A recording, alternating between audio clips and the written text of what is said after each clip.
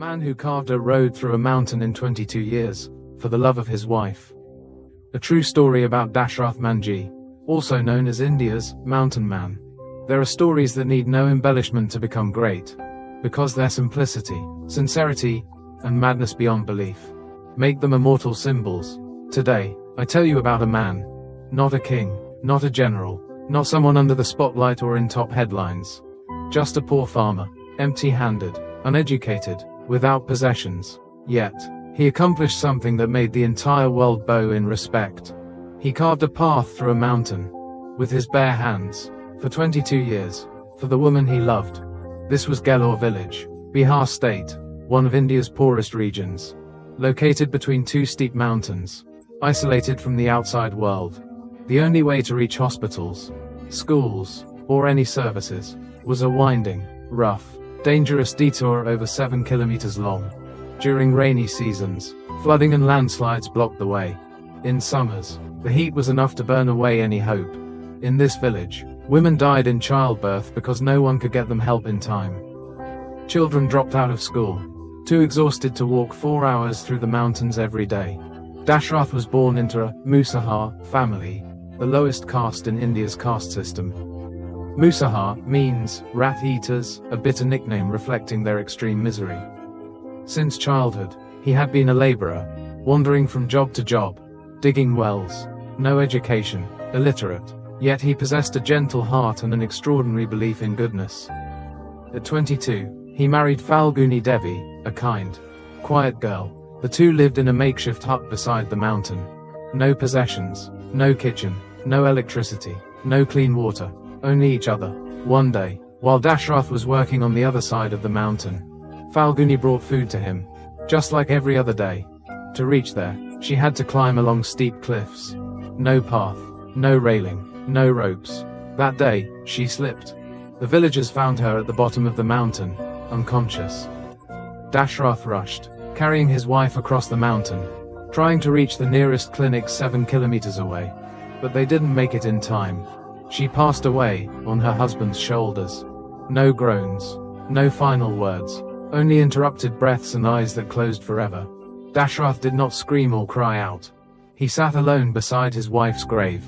For hours, for days. Then he stood up, took a hammer and chisel. He spoke to no one, asked permission from no one. He said only one thing: I will carve through this mountain so no one else has to lose a loved one like me again.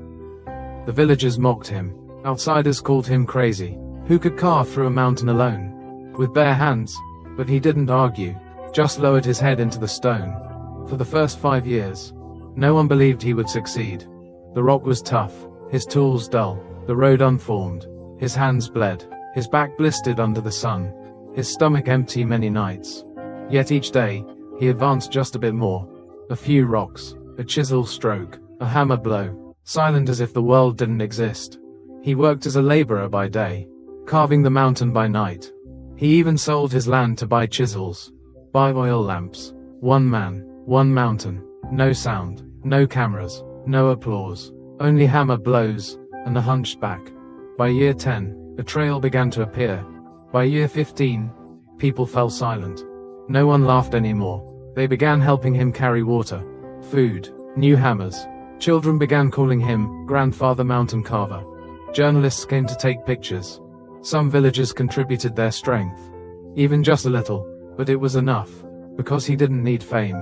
He just needed no one else to lose their wife as he did. In 1982, after 22 years, he completed the road, over 100 meters long, 9 meters wide, cut through solid rock, by human hands.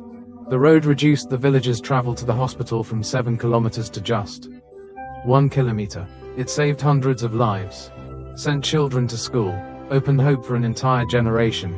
The local authorities bowed in acknowledgement. People throughout India called him Mountain Man, the man who carved mountains. Dashrath sought no fame. He accepted no funding, requested no position. He continued living in the same old hut, wore the same old clothes, walked the path he created himself, like an ordinary man, except what he left behind could no longer be called ordinary. In 2007, he passed away from cancer. The government declared national mourning. His name was given to schools, roads, films. But to the people of Gelor village, he would forever be simply Dashrath, the man who ensured no one else lost a wife again. True love needs no beautiful words, no bouquets, no vows. It's action, it's perseverance, it's the quiet hammer blows into rock for 22 years. You don't need to carve a mountain to change the world. Just do something small, with all the love you have. Dashrath Manjhi's story reminds us, love can pave the way, with ordinary human hands.